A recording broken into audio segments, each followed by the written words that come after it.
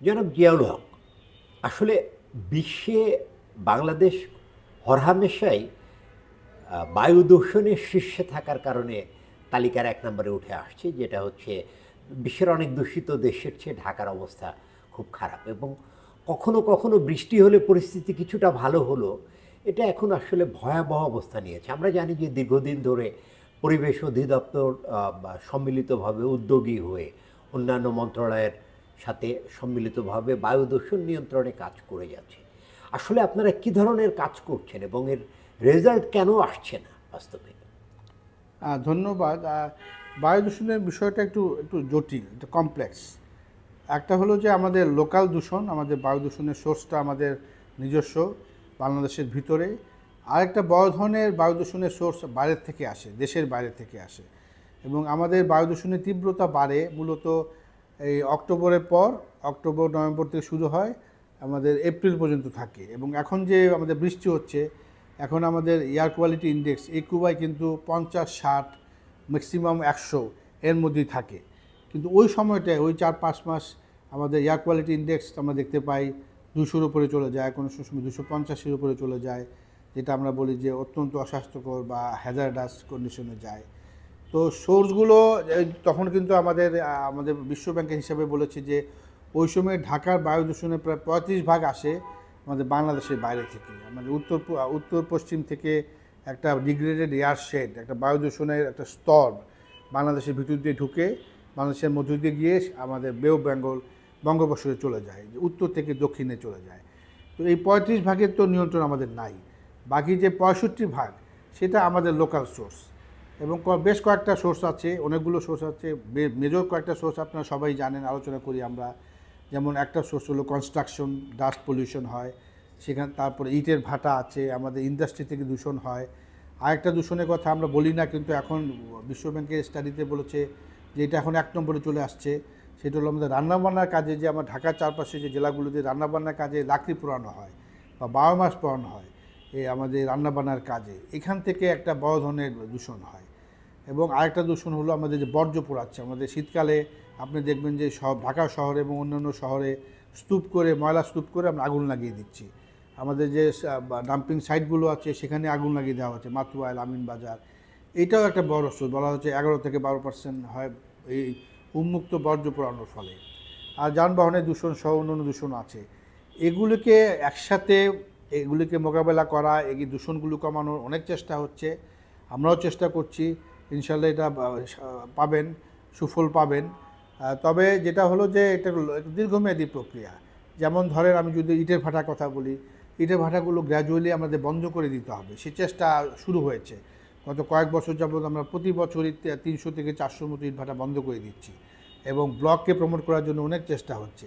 তো একটা পর্যায়ে যখন আমাদের ব্লকটা আরও ব্যাপক আকারে ব্যবহৃত হবে, এবং এটা হলো নন ফায়ার ব্লক, যেটাতে দূষণ হয় না, এই ব্লক তৈরি করতে কোনো দূষণ হয় না, মাটি ব্যবহার করতে হয় না। ইট করলে ইট তৈরি করতে গেলে আমাদের উর্বর কৃষি জমির মাটিও নষ্ট হচ্ছে, বায়ু দূষণও হচ্ছে। তো আমাদের প্রায় 7,500 ইট ভাটা আছে। এগুলো যদি আস্তে আস্তে একটা পর্যায়ে 2030-এর মধ্যে যদি আমরা 40% নামিয়ে আসতে পারি, যেমন 2000-এ নামিয়ে আনতে পারি, এখানে একটা বড় ধরনের আমরা উন্নয়ন হবে। কনস্ট্রাকশন থেকে যে ধুলাবালি, সেটা নিয়ন্ত্রণ করার জন্য চেষ্টা হচ্ছে। আমাদের বায়ু দূষণ নিয়ন্ত্রণ বিধিমালাতে আমাদের শাস্তি দেওয়ার ব্যবস্থা আছে, শাস্তি দেওয়া হচ্ছে। কনস্ট্রাকশন ঢেকে করতে হবে, তারপর নির্মাণ সামগ্রী ঢেকে রাখতে হবে, ওই যে নির্মাণস্থলে আশেপাশে পানি ছিটাতে হবে।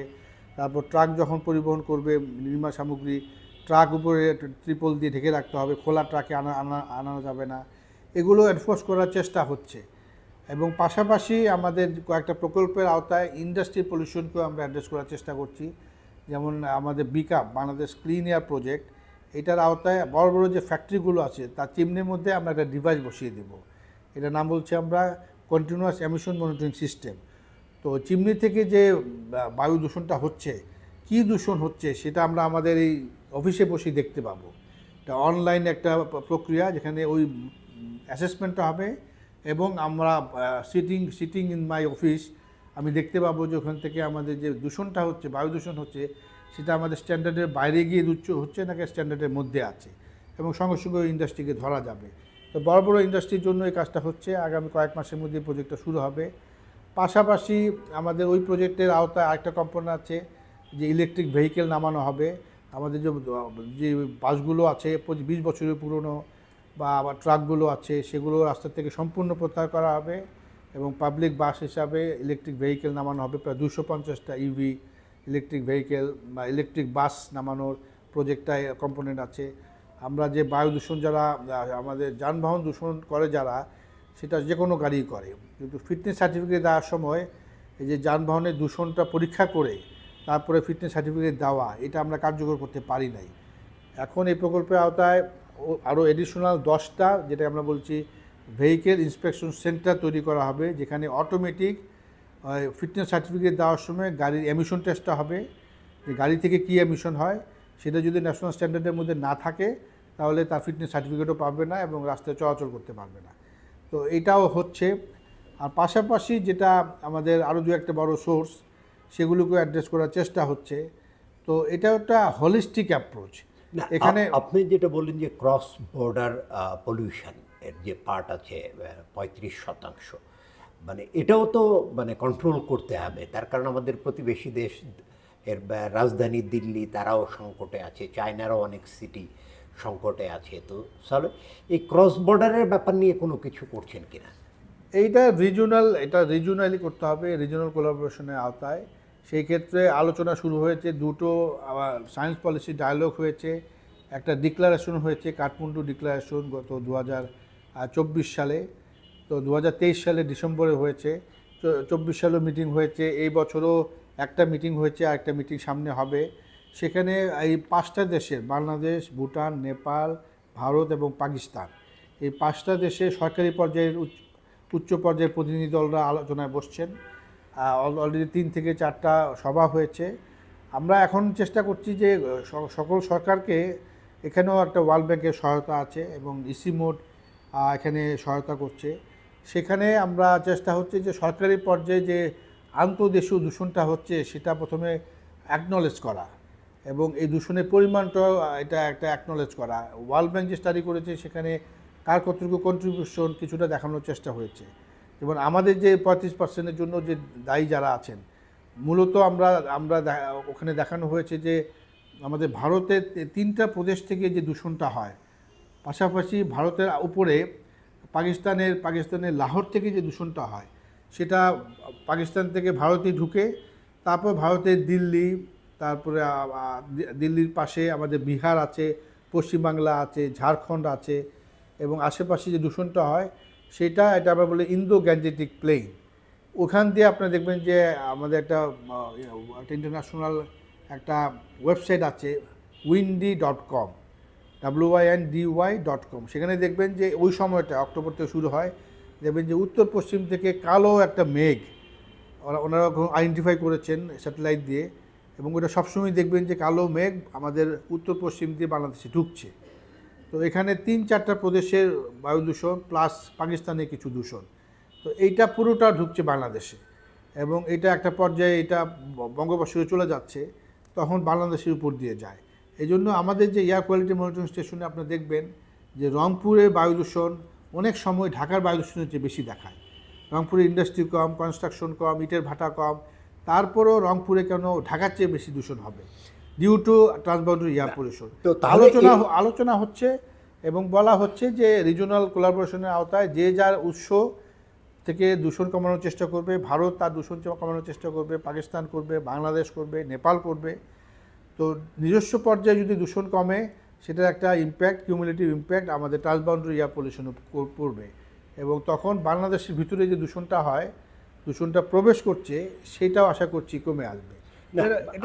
আরেকটা বিষয় জনাব জিয়াউল হক প্রায়ই আলোচনায় আসে যে এই বায়ু দূষণ নিয়ন্ত্রণ করার বিষয়টি আন্তঃমন্ত্রণালয়, অনেকগুলো মন্ত্রণালয় এবং সংস্থা জড়িয়ে আছে, কিন্তু এটার সমন্বয়কের দায়িত্ব পালন করে পরিবেশ অধিদপ্তর, যার কারণে ক্ষমতায়নের প্রশ্নটা খুব বড় হয়ে যায়। তো ঢাকার বায়ু দূষণ নিয়ন্ত্রণের ক্ষেত্রে পরিবেশ অধিদপ্তরকে ক্ষমতায়ন করার বিষয়টি খুব গুরুত্বপূর্ণ। তো এই বিষয়টা নিয়ে কী ধরনের স্টেপ নেওয়া হচ্ছে?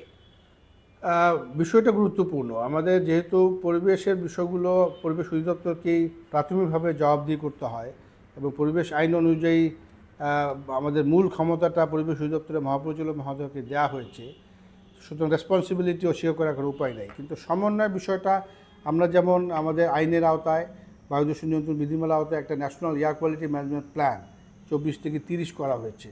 সেখানে কি করণীয় এবং কার কি রেসপন্সিবিলিটি কি করতে হবে, টাইম বাউন্ড একটা অ্যাকশন প্ল্যান করা হয়েছে। সেখানে আমরা দেখেছি প্রায় 17 থেকে 18টা মন্ত্রণালয়ের দায়িত্ব আছে।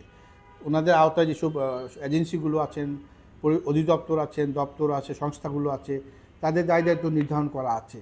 এবং এই সমন্বয়ের জন্য আমরা একটা কমিটিও করা আছে। আমাদের সম্মানিত ক্যাবিনেট সেক্রেটারিকে সভাপতি করে একটা উচ্চ পর্যায়ের আন্তঃমন্ত্রণালয় কমিটি আছে। সেখানে সংশ্লিষ্ট মন্ত্রণালয়ের সকল সচিব মহোদয় এবং ঊর্ধ্বতন বিশেষ করে এজেন্সির যে প্রধান সবাই ওই কমিটির সদস্য।